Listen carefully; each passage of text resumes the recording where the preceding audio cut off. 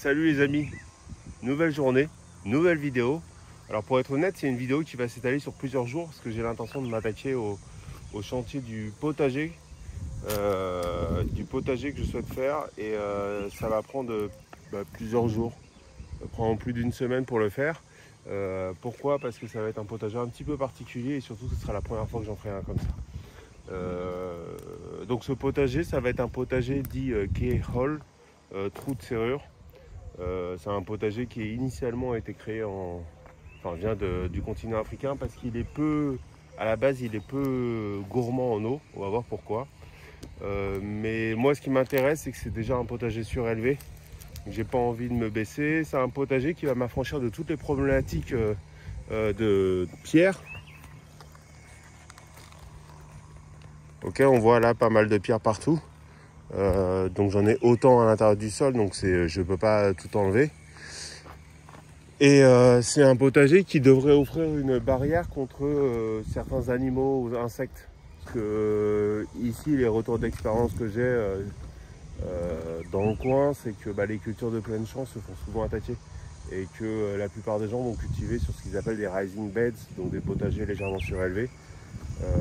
Pour déjà empêcher une partie de ces nuisibles de venir dans vos plantations. Donc voilà, on va s'attaquer à la première étape. La première étape du potager que je vais construire, donc il va être visible de l'atelier. Et il va être juste à côté de la future mare pour profiter justement de l'écosystème qui sera créé. Donc la première étape, c'est de planter un piquet au milieu, à l'endroit où vous souhaitez que votre potager soit. Et ensuite, avec un cordeau, de tracer un cercle du diamètre qui vous convient. Alors on recommande en général 1,50 m parce que votre potager va être surélevé et vos bras, vous pouvez atteindre à peu près 80 cm. Alors je vais expliquer pourquoi il est un peu plus grand que ce 80 cm. Donc si vous le faites trop grand, si vous le faites de 3 mètres, il n'y a aucune chance que vous puissiez aller récolter de l'autre côté. Et donc on trace ce que je disais, on trace un cercle d'1,50 m pour délimiter la taille du potager. Alors moi j'ai fait 1,60 m, j'ai fait un tout petit peu plus grand parce que je compte utiliser des très grosses pierres qui vont prendre du coup sur la surface de culture. Et ensuite c'est pas obligatoire, mais on peut tapisser le sol de carton ou en tout cas d'un matériau facilement biodégradable. Alors c'est pour protéger le sol, moi, parce que vous voyez, il est nu depuis qu'on l'a fait nettoyer avec le tracteur. Et c'est du coup pour commencer à activer un petit peu la vie du sol dessous. Et voilà, protéger le sol des éléments du soleil et éventuellement des pluies vigoureuses. Donc ensuite, l'idée, ça va être de monter un mur. Alors moi, j'utilise des pierres parce que j'en ai un paquet. J'en ai un énorme paquet, mais il y en a qui le font en briques. Alors moi je le fais pas en briques parce que le brique quand même, je pense que ça emmagasine plus la chaleur que les pierres. Et déjà il fait assez chaud ici, il n'y a pas de problème de température. Mais bon, donc du coup vous montez un mur circulaire, soit en briques, soit en parpaing, soit... Il y en a qui plantent des piquets tous les 20-30 cm et qui montent du bois, en bois le rempart. Et voilà, donc ça c'est la première étape que je suis en train de faire, c'est la partie délimitation. Donc je commence à ramener des pierres tout autour. Donc vous voyez, c'est pas très régulier et le but c'est de faire quelque chose qui tient, qui est solide et qui résiste aussi à la poussée de la terre. C'est pour ça que je mets certaines pierres relativement grosses pour assurer une certaine stabilité. Je verrai si je plante pas dans le sol à la verticale des pierres plates.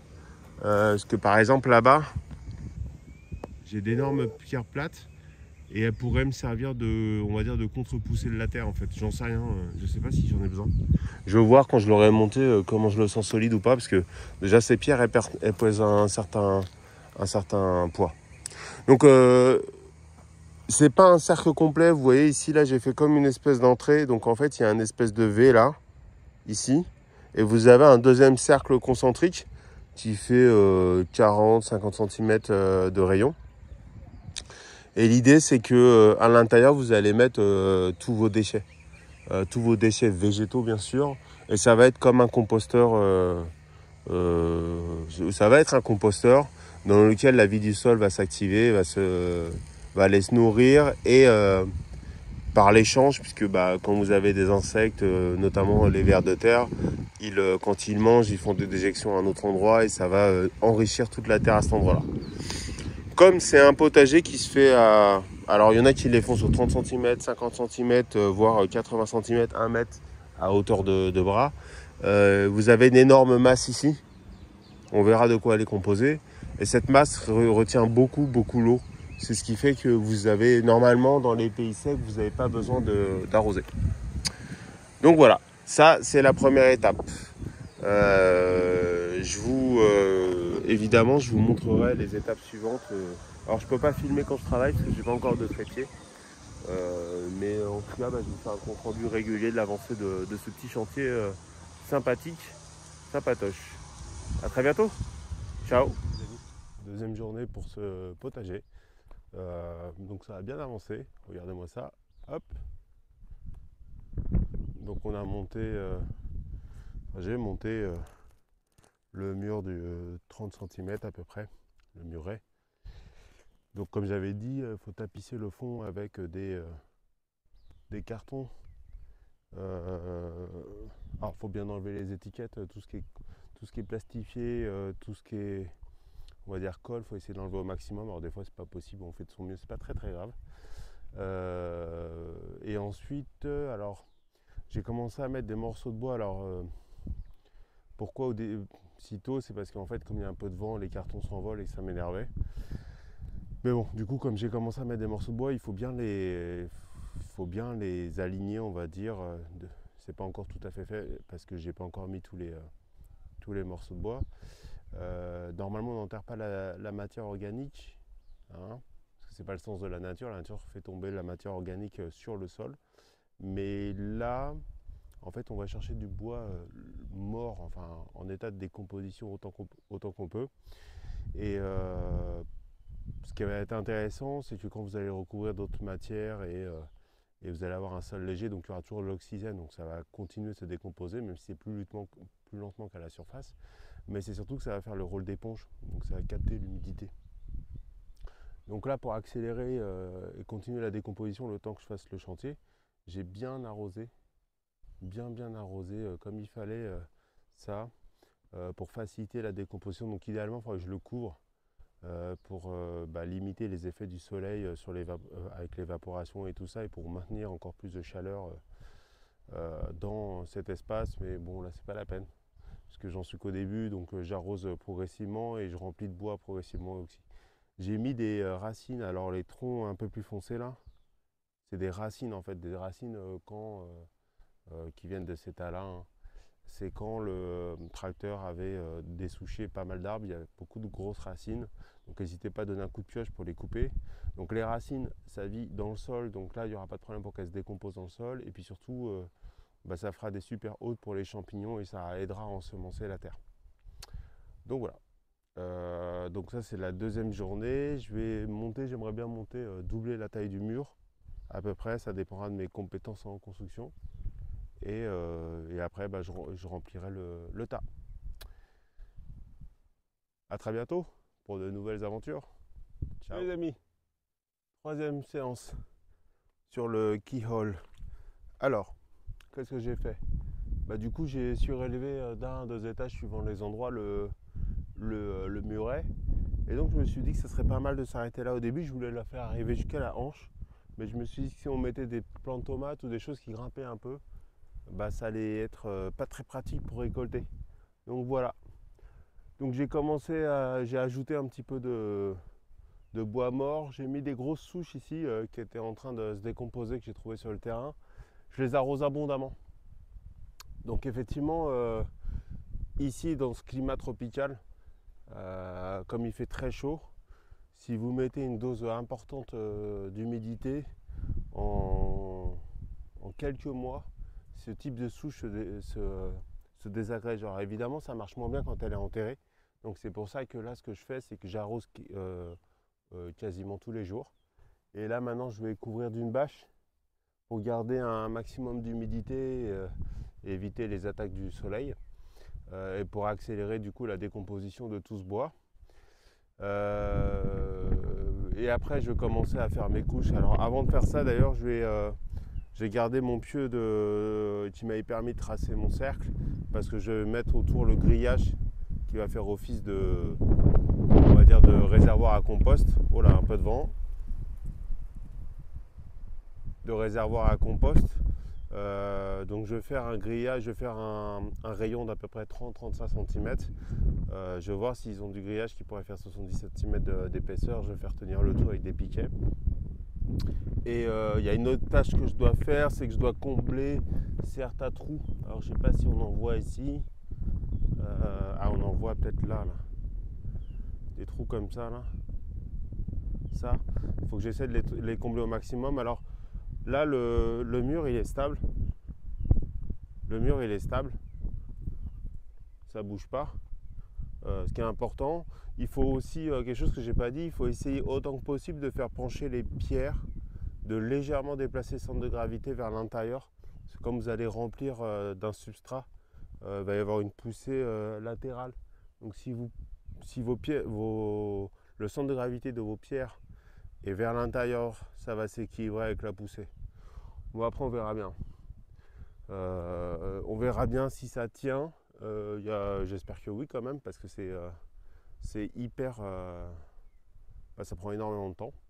Et c'est hyper fatigant parce que c'est des énormes pierres pour certaines qui doivent peser peut-être 15-20 kg. Mais en tout cas, ça permet d'enlever quelques pierres du terrain qui étaient inutiles. Donc voilà. Plutôt content du résultat pour l'instant. Il y a une étape, je ne sais pas si je vais la faire. Non. Il est conseillé de tapisser l'intérieur par exemple d'un géotextile pour empêcher que vos substrats sortent. Parce que vous voyez, même si vous comblez les trous, il y aura toujours des trous. Ce qui m'embête avec le géotextile, c'est qu'ici, ça n'existe pas trop, quoi. C'est pas du tout quelque chose qu'ils utilisent. Donc je serais obligé de le commander sur des sites comme Amazon. Donc ça viendrait des États-Unis. Donc c'est relativement cher et je me demande si j'ai le choix. Et si j'ai le choix, je préfère m'en passer. En sachant par exemple pour la future mare, j'aurais pas le choix, je devrais mettre un géotextile, donc là je le commanderai. Parce que vu en plus les pierres qu'il y a, si je mets la bâche directement dessus, avec le poids de l'eau, elle va se percer très très rapidement. Donc j'ai pas trop le choix. Mais là, je sais pas. Je vais voir s'il existe des bâches équivalentes à du géotextile. Je sais pas. Je sais pas. Donc voilà. Il reste à combler évidemment de mettre un peu de bois. Je rappelle, il faut mettre le bois le plus mort possible. S'il s'effrite dans vos mains, c'est idéal. Bon là, c'est pas le cas, mais comme je l'ai dit, je suis en climat tropical, donc un petit peu d'eau, un petit peu de chaleur, et ça va vite s'effriter. J'ai déjà fait l'expérience ailleurs. Donc voilà. Voilà pour cette troisième journée de travail. Alors c'est à chaque fois des demi-journées. Je ne fais pas une journée complète parce qu'il fait déjà chaud et je suis en plein soleil. Mais c'est des demi-journées, donc 3 demi-journées de travail pour faire ça. Voilà. À très bientôt. Ciao. Salut les amis. Allez, 4e journée. Et cette fois, ça a été une journée complète. Donc qu'est-ce qui a été fait depuis? Donc là, il y a... j'ai commencé par mettre le grillage. Donc j'ai acheté 2 mètres. 2 mètres et il fait à peu près 1 mètre de hauteur. Quelques piquets. Donc le grillage, ça a coûté, je crois, 5 € seulement. Les piquets, c'était 1 € pièce. Alors j'aurais pu prendre des bouts de bois, mais j'avais des bouts de bois tordus. Et pour 1 € pièce, j'allais pas trop m'embêter. J'en ai mis 3. Je les ai attachés. Et la fois d'avant, je me posais la question, est-ce que j'allais mettre une bâche ou pas de bâche? Et quand je suis allé chez Home Depot, qui est comme le roi Merlin, mais américain, ils avaient cette bâche-là. Alors c'est pas du géotextile. Et je me suis dit, pourquoi pas? Ça coûtait 20 € pour 25 mètres carrés. Donc regardez, hop. C'était pas très très cher. Et comme j'ai besoin de géotextile pour la mare et aussi la route que je vais faire, je me suis dit pourquoi pas essayer. Sauf que je me suis vite rendu compte que c'était une qualité un peu moisie, quoi. Elle s'est percée directement, donc j'imagine pas si je mets sur des pierres un peu saillantes dans la mare, ça va direct se déchirer. Donc je sais que j'utiliserai pas ça pour faire la mare. Néanmoins pour le jardin en trou de serrure, le keyhole, ça fait très bien l'affaire, donc ça va retenir la terre, ça va empêcher qu'elle éventuellement tombe ou s'effondre légèrement. C'est noir, donc visuellement ça va pas trop choquer. Je vais essayer de le camoufler avec la terre et les pierres. Et donc ça n'empêche pas les échanges gazeux qui se font au niveau du muret. Donc c'est ça aussi l'avantage d'avoir un mur en pierre sèche et donc non maçonné. C'est que l'air passe sur les côtés. Et donc du coup ça aide à la vie du sol et surtout à dégrader un petit peu le bois et les matières organiques que vous auriez enterrées, puisque c'est quelque chose qui est normalement pas conseillé, mais dans des cas comme particuliers ça fonctionne. Donc voilà, aussi j'ai laissé cet espace pour vous montrer un petit peu la profondeur. Donc j'ai pas très bien rangé, mais parce que ça va se dégrader vite chez moi. Normalement il faut bien laisser enfiler, il ne faut pas laisser d'espace. Normalement aussi quand vous faites ce type de jardin, il faut faire vous verrez souvent, on vous dit il faut alterner des couches de carbone et d'azote. Je ne l'ai pas fait, alors pour une raison, c'est qu'au début, j'étais parti pour acheter de la terre parce que j'ai besoin de combler des trous dans le terrain. Et je me suis dit, j'achète de la terre et je la mets là-dedans. Et juste les derniers centimètres en hauteur, et je mets de la terre de bonne qualité. Parce que la terre qu'on achète pour remblayer, on va dire, c'est pas de la terre... on ne sait pas d'où elle vient, on ne connaît pas la qualité et c'est certainement pas de la terre riche. Donc nécessairement ça nécessite de l'enrichir avec un compost, du carbone, de l'azote, ce que vous voulez. Sauf que je me suis dit en même temps, j'ai vu ce tas là et je me suis dit tiens c'est marrant, il y a de la terre au pied. Et bon elle a l'air dense mais bon je vais donner un coup de pelle, on ne sait jamais. Et en fait la terre c'est comme de la semoule, on voit un peu ici là. On voit un peu ici ce que c'est. Et donc en fait, je me suis rappelé quand j'avais fait intervenir le tracteur, j'étais réfractaire au début parce que je savais que comme je lui demandais de dessoucher et d'enlever les pierres, il mettait ses griffes à quelques centimètres en dessous du sol et puis il arrachait tout et du coup la terre arable. Sauf que quand il poussait tout, je lui ai demandé de pousser tout le long du terrain qui a été dégagé et donc elle est là la terre arable. Et donc entre-temps, donc ça fait plus d'un mois, ça fait genre un mois et demi, 2 mois, et tous les végétaux qui étaient au-dessus ont commencé à se décomposer, toutes les feuilles se sont décomposées. Hein. Et les premières couches des arbres qui étaient déjà morts se sont décomposées. Et donc ça fait une terre super enrichie. Donc quand on regarde dans le jardin, dans le potager, le futur potager, ici là, c'est une super terre végétale. Donc après moi, je ne l'ai pas tamisé, j'aurais pu la tamiser pour enlever les pierres et la matière organique. Mais j'ai décidé d'enlever au maximum de pierres que je voyais, parce que là ça n'avait pas trop d'intérêt. Et puis par contre, j'ai laissé pas mal de brindilles, de morceaux de bois. Alors évidemment pas des troncs ou des petits troncs, hein, mais tous des petits trucs. Je me dis ça fera des nutriments quand ça va se décomposer. Donc voilà, du coup j'ai même pas acheté de terre. J'ai juste acheté la bâche, le grillage et les piquets, donc moins de 50 €, hein, largement moins de 50 €, peut-être 30 € au total. Et maintenant l'étape c'est de combler le trou avec de la terre. Alors j'ai commencé à mettre des déchets végétaux à l'intérieur, on voit le volume. Hein. Donc il y a quoi de remplir. Normalement, idéalement, il faudrait même couvrir pour que ça garde un peu d'humidité et que ce ne soit pas asséché par le soleil pour que la vie du sol puisse travailler tranquillement. Et là, je vais... Donc je ne sais pas si vous vous souvenez de la vidéo de suivi sur la plantation. J'avais expliqué les engrais que j'avais utilisés. J'avais utilisé une eau de banane et aussi de la cendre parce que j'avais pu récupérer de la cendre en grande quantité. Donc il me reste pas mal de cendre, donc je vais en mettre un petit peu dans le potager aussi, dans les couches superficielles. Et après pour le paillage, je ne sais pas du tout ce que je vais faire. Là je sais qu'il faut que j'arrose, mais je ne peux pas arroser facilement avec mon tuyau et ma pompe parce qu'elle est branchée en direct, donc ça envoie trop de litres, donc il faut que j'arrose sur les pierres, enfin que je trouve un moyen de détourner. Et voilà. Donc quand vous faites cette opération-là de remplir de la terre, il faut que vous fassiez dépasser du niveau de vos pierres. Pour deux raisons. Un, quand vous allez arroser, ça va se tasser, inévitablement. Et aussi après, vous allez voir, quand ça va commencer à se décomposer à l'intérieur, ça va se tasser. Donc vous, petite astuce, si vous prévoyez de faire un tilleul, faites comme moi. Mettez un tas de matière végétale. Alors évitez des troncs, hein, mais le plus de matière végétale que vous pouvez mettre sur un tas de terre. Laissez passer des mois. Si possible, arrosez-le de temps en temps et couvrez-le d'une bâche pour que ce soit protégé du soleil et que la vie s'active sous la bâche. Et puis vous pourrez récupérer cette terre-là pour votre joli potager. Donc voilà. Donc je suis assez content du résultat. Oui, alors pour mettre la bâche, soyez deux. J'avais coup de bol à ce moment-là, j'avais ma femme qui était avec moi quand j'ai commencé à mettre la bâche. Alors entre le vent et les pierres qui sont en déséquilibre quand on commence à enlever une pierre pour mettre la bâche, parce qu'elles sont coincées entre elles. Donc si vous en enlevez une, c'est comme un château de cartes, ça s'effondre. Bon, maintenant c'est beaucoup plus stable parce qu'il y a la matière au milieu, donc ça sert d'appui aussi. Mais bon, soyez deux parce que sinon vous allez franchement vous arracher les cheveux.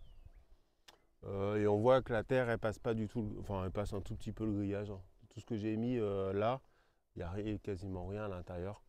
Donc voilà, j'ai pris un grillage relativement fin, j'ai pas pris un grillage à poule pour être sûr justement que ça retienne la terre. Donc voilà, moi il me reste à arroser. Je vais couvrir, alors j'ai ma bâche, elle est utilisée pour autre chose, mais je vais couvrir de carton et je vais ramener ma deuxième bâche du coup pour la prochaine fois. Et puis on va continuer de remplir ça tranquillement et après, ça sera l'heure de la plantation. Allez, je vous dis à très bientôt. Et puis j'espère que vous profitez comme moi. Parce que là par exemple, j'ai mis plus de 20 brouettes de terre. Donc j'ai le dos en compote. Ciao. Ça y est. Bonjour les amis. C'est la fin. Enfin. Regardez-moi ça. Le jardin en trou de serrure est terminé. Le potager en trou de serrure.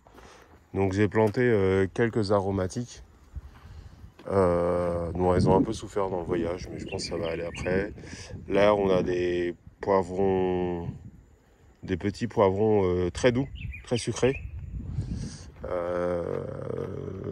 a du thym, du romarin, du curcuma, d'autres poivrons, du basilic, de la menthe, de la lavande. Et on va voir. Du coup, il y a encore des petits poivrons. Je les ai disséminés tout au fond parce qu'eux, ils vont pousser en hauteur. Donc en gros, c'est pas compliqué à faire, mais il y a quelques principes, si je récapitule, à respecter. Bon, déjà le premier, c'est de savoir, de bien, on va dire, cadrer vos besoins. À quelle hauteur vous en avez besoin. Donc n'oubliez pas que le but c'est quand même que ce soit légèrement surélevé pour pas que vous ayez à travailler trop bas et que vous profitez un petit peu de l'inertie, d'humidité qu'il y aura dedans.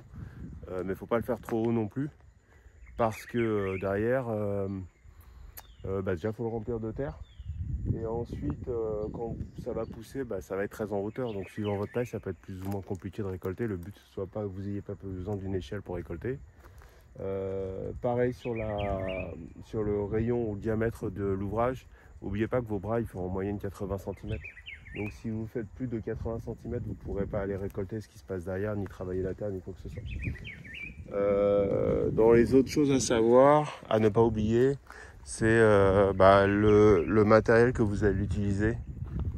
Faites en fonction de vos moyens, de vos souhaits, de l'image que vous voulez renvoyer. En fonction de, par exemple, si vous voulez quelque chose d'assez rustique avec du bois et que vous en avez des tonnes ou de la récup, allez-y, foncez. Moi j'avais plein de pierres comme ça, donc du coup j'en ai profité. Par contre les pierres, ça fait son poids, faut pas l'oublier. Quoi d'autre? Oubliez pas que essayez d'anticiper par rapport à votre terre. terre, c'est dans le tas de terre, dans le tas là-bas de bois, la terre, elle est hyper, on va dire, légère. Elle est enrichie en fait naturellement de feuilles et de décomposition. Donc si vous n'êtes pas dans un climat tropical, anticipez-le le maximum parce que la décomposition est plus lente. Sinon, si vous êtes comme moi dans un climat plutôt chaud, arrosez de temps en temps pour faciliter la décomposition, parce que voilà, ça fera le miracle.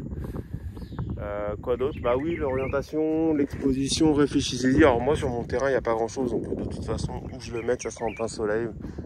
J'arrose cet arbre là pour qu'il y ait des feuilles qui arrivent et de l'ombre. Pareil pour celui-ci. Mais bon, donc ça sera plutôt un potager qui aura beaucoup de soleil. Donc voilà.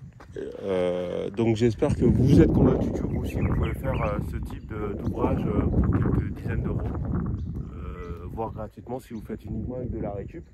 Je ne suis pas du tout un bricoleur et du coup dites-vous que ça c'est faisable par n'importe qui. Ok?